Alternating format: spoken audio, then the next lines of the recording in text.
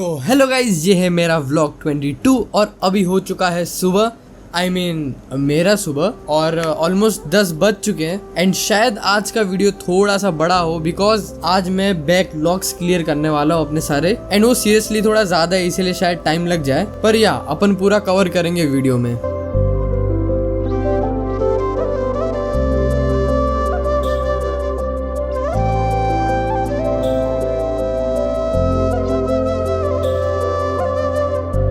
तो देखो, मैं अपने बैकलॉग्स के बारे में बताता हूँ। मेरा फिजिक्स में 2 लेक्चर का है एंड अगर आज का लेक्चर मिला देंगे तो टोटल 3 लेक्चर्स हो जाएंगे। बट हाँ, अपन ना इन सब की डीपीपीज भी साथ में करते हुए चलेंगे, क्योंकि यार खाली लेक्चर देख के कुछ फायदा है नहीं, प्रैक्टिस भी साथ में जरूरी है। बाकी मेरे केमिस्ट्री के भी 2 है और बायो का थोड़ा सा है। एंड क्योंकि फिलहाल मेरे मैक की बैटरी थोड़ी लो है तो मैं इसे चार्ज पे लगा के पीसी पे लेक्चर्स करूंगा। हाँ, तो वैसे मैंने कमेंट्स में देखता रहता हूँ यार, आप में से बहुत से लोगों को ये बैकलॉग्स की बहुत दिक्कत हो जाती है कि इतने लेक्चर का बैकलॉग हो गया, उतने लेक्चर का बैकलॉग हो गया है। मैं समझ रहा हूँ थोड़ा इशू तो होता है, पर अब क्या ही कर सकते हो। अगर रायता आपने फैलाया तो समेटना भी आपको ही पड़ेगा ना। अगर आपने बैकलॉग क्रिएट किए हैं तो आपको ही कवर करना पड़ेगा। वैसे भी MR सर ने बोला था कि अगर आप 30 दिन लगा रहे हो ना बैकलॉग बनाने में, तो आपको 30 दिन लगेंगे बैकलॉग क्लियर करने में भी। एंड ऊपर से ये फैक्ट तो है कि आप 100% उस चीज़ को उस वक्त नहीं पढ़ सकते, क्योंकि आपके पास डेली के भी नए नए लेक्चर्स रहते हैं और पिछला भी लेक्चर रहेगा। पर कोई ना, आज देखो मैं जैसे पूरा कवर करूंगा ना, आप भी वैसे इसी तरीके से एक बार सब शेड्यूल करके रखना। जैसे मैंने डायरी में सब शेड्यूल करके रखा था, वैसे आप भी शेड्यूल करके रखो कि मुझे आज के दिन ये सारे टॉपिक्स करने हैं। कोई भी चीज़ मिस मत करो।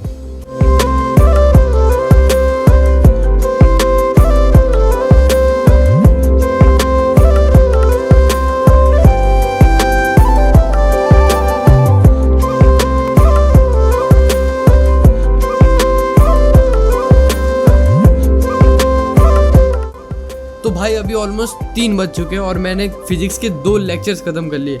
यार आज सर ने बहुत सारे क्वेश्चन प्रैक्टिस करवा लिए थे, ये मोशन अंडर ग्रेविटी और इन सब के यार। पर कोई ना, वो सब मैंने नोट कर लिया है और अभी मैं सोच रहा हूँ कि थोड़ा केमिकल काइनेटिक्स का नोट रिवाइज कर लूँ।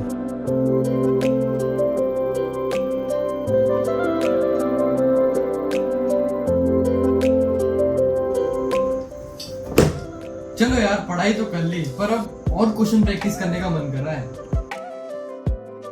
क्या तुम क्या सोच रहे हो, मैंने क्वेश्चन प्रैक्टिस का बोल के फोन क्यों उठा लिया?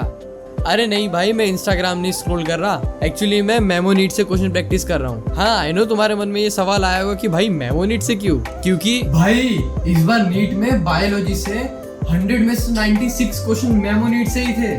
क्योंकि मेमोनीट में ना एनसीईआरटी की हर एक लाइन से क्वेश्चन है, मतलब 30,000 से भी ज्यादा क्वेश्चन है इसमें टोटल। क्या भरोसा नहीं हो रहा? इन्होंने अपने ऐप में प्रूफ भी डाल रखा है सारे क्वेश्चंस का। आओ आपको और डिटेल में बताता हूँ। देखो, मेमोनीट में ना क्वेश्चन 3 तरीके से फॉर्मेट किए जाते हैं। पहला तो आपको फ्लैश कार्ड्स के थ्रू मिलेगा, फिर दूसरा आपको जंबल वर्ड्स के थ्रू मिलेगा, एंड फिर तीसरा ये ड्रैग एंड ड्रॉप वाले क्वेश्चंस, जो कि भाई बहुत इंटरेक्टिव और बहुत फन वे होता है लर्निंग का, जैसे कि आप ये देख सकते हो स्क्रीन पे।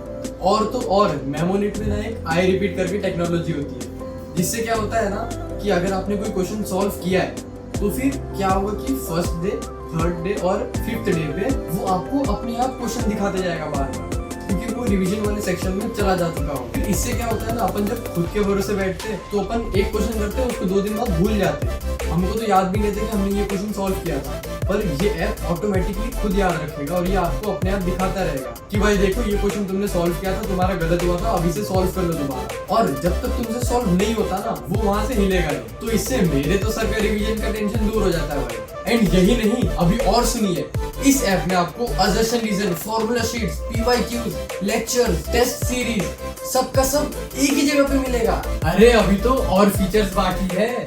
देखो, इसमें ना एक क्लू करके एक फीचर है, जैसे कि अगर आप कोई न्यूमेरिकल सॉल्व कर रहे हो फिजिक्स में और आपको वो नहीं आ रहा, तो उसके 3 रीजंस हो सकते हैं। पहला कि आपको क्वेश्चन ही नहीं समझ में आ रहा, दूसरा आपको फॉर्मूला याद नहीं आ रहा कि क्या फॉर्मूला लगा के ये क्वेश्चन होगा, और तीसरा आपने सब कर लिया पर आपको मैथ्स का कैलकुलेशन नहीं समझ में आ रहा। एंड समझो, अगर यही चीज हम लोग मॉड्यूल में कर रहे होते हैं ना और हमसे क्वेश्चन नहीं बनता, तो हमारे पास एक ही ऑप्शन होता है कि फोन उठाओ, गूगल करो और आंसर देख लो। इससे क्या होता है कि वो फील नहीं आता, वो कॉन्फिडेंस नहीं आता कि भाई ये क्वेश्चन मैंने खुद से सॉल्व किया था, कि आपने सॉल्यूशन देख लिया, अब तो आपको आ ही जाएगा। इसीलिए मेमोनीट में एक फीचर है क्लू नाम से, जिससे क्या होगा ना, अगर आपसे क्वेश्चन नहीं बना तो आपको 3 क्लू दिए जाएंगे। पहला कि अगर आपको क्वेश्चन ही नहीं समझा है तो आपको एक क्लू दिया जाएगा कि ये क्वेश्चन समझने के लिए, जो कि इनडायरेक्ट होगा, आपको डायरेक्टली आंसर नहीं बताया जाएगा। दूसरा, आपको एक क्लू दिया जाएगा फॉर्मूला समझने। एंड तीसरा, आपको एक क्लू देंगे मैथ्स का ऑपरेशन सॉल्व करने के लिए। भाई इससे मुझे तो बहुत कॉन्फिडेंस आ जाता है सॉल्व करने के बाद, क्योंकि यार कहीं एक छोटी सी जगह पे अगर फंस गए तो फिर पूरा वीडियो सॉल्यूशन देखने पे ऐसा लगता है कि यार ये क्वेश्चन मैंने खुद से सॉल्व किया ही नहीं। आप भी ट्राई करके देखना और मुझे जरूर से बताना कि आपको कैसा लगा ये फीचर। क्या भाई अभी भी सोच रहे हो क्या?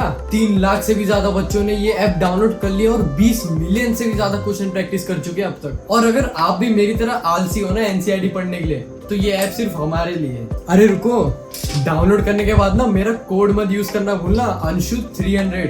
भाई सीधा 300 रुपए का डिस्काउंट मिलेगा। तो जल्दी से जाओ यार और 300 रुपए बचाओ और प्रैक्टिस करो। जाओ, मतलब वीडियो पूरा देखने के बाद। एंड भाई अभी 5 बज चुके हैं और मैंने क्वेश्चन प्रैक्टिस तो कर ली है। अभी मैं सोच रहा हूँ कि मैं जिम जाऊंगा, उसके बाद आके फिजिकल केमिस्ट्री का ये लेक्चर करूंगा।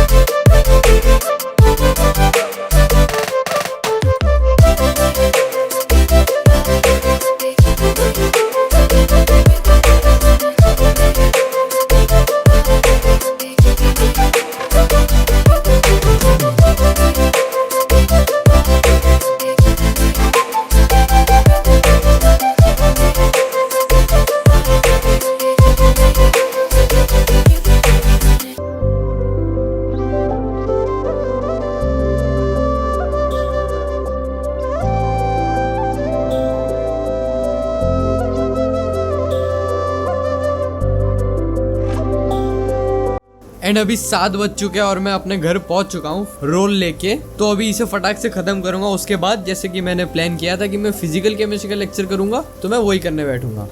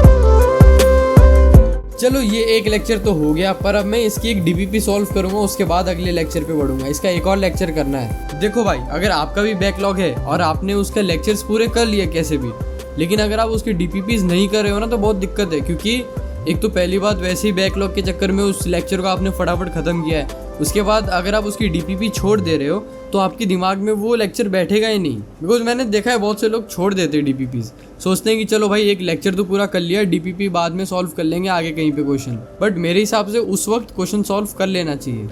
चलो वो डीपीपी तो हो गया, पर मेरे 30 में से 3-4 क्वेश्चन गलत हुए थे, तो मैंने वो भी रिवाइज कर लिया एक बार। एंड अभी इसका दूसरा लेक्चर करते हैं और मेरा फिजिकल केमिस्ट्री का कोटा पूरा हो जाएगा।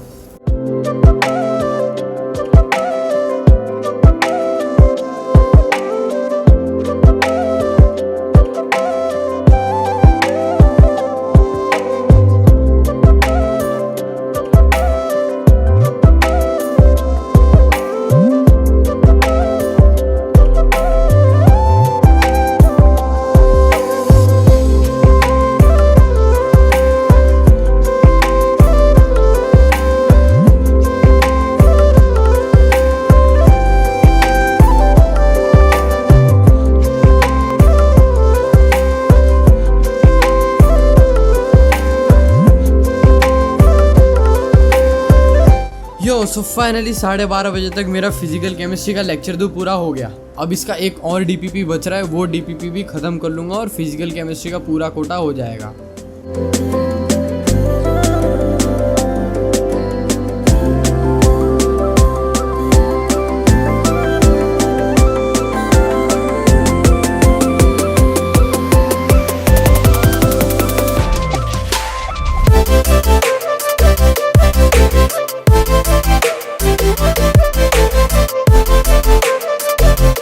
वैसे मैंने डीपीपी तो ख़त्म कर लिया, पर अब मैं चेक कर रहा था कि भाई टेस्ट का सिलेबस आ गया है क्या। तो सिलेबस तो आ चुका है, तो अब देखते हैं ये संडे के टेस्ट का क्या सीन है। वैसे पिछला जो टेस्ट हुआ था मैंने उसका प्रिपरेशन कैसे किया इसका मैंने एक व्लॉग ऑलरेडी डाल रखा है, तो आप वो चेक कर सकते हो।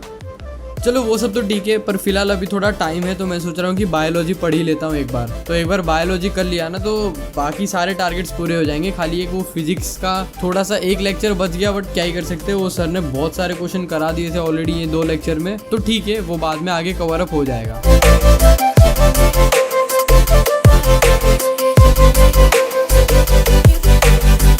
एंड फाइनली 1:30 तक मेरे आज के दिन के सारे टारगेट्स पूरे हो गए, मतलब ऑलमोस्ट सारे टारगेट पूरे हो गए। देखो यार, बैकलॉग खत्म करना इतना भी मुश्किल का काम नहीं था, जो आप लोग इतना परेशान हो रहे हो ना कि इतने सारे बैकलॉग्स रह गए। हाँ, भले आपके इससे थोड़े ज़्यादा होंगे तो कोई बात नहीं, जैसे मैंने आज एक दिन में इतना कवर किया, अब वैसे ही एक हफ्ते में जितना अगर ज़्यादा रहेगा तो एक हफ्ते में आप आराम से कवर कर सकते हो उतना सब। तो चलो यार, बाकी फ़िलहाल आज के व्लॉग के लिए इतना ही रखते हैं। एंड अगर वीडियो अच्छा लगा हो तो लाइक कर देना। शुक्रिया यहाँ तक देखने के लिए।